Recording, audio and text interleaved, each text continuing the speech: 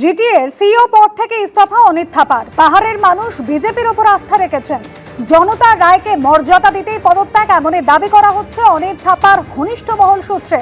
আর কি জানা যাচ্ছে, আমাদের প্রতিনিধি সনদ রায় মুহূর্তে রয়েছেন আমাদের সঙ্গে টেলিফোন লাইনে। সনদ,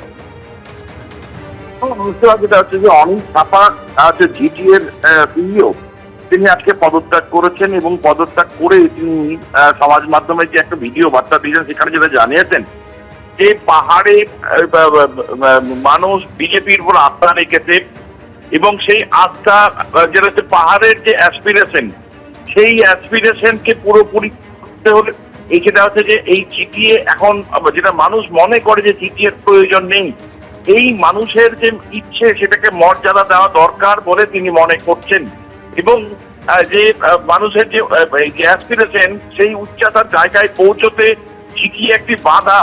বিশেষ করে গোর্খা জনমুক্তি মোর্চা জেএনএলএফ এটা কিন্তু বলে এসেছে যে জিটিএর দরকার নেই এবং 6 শিডিউল জরুরি, যে কারণে তার মান্যতা দিয়ে আজকে তিনি পদত্যাগ করেছেন এবং কার্যত বলা যায় যে বিজেপি ঘনিষ্ঠ হওয়ার। এবং তিনি বলেছেন যে এই জিটিএতে অর্থ নেই, প্রচুর ঋণ হয়ে রয়েছে, তার শোধ করার ক্ষমতা নেই, কাজও করা যাচ্ছে না।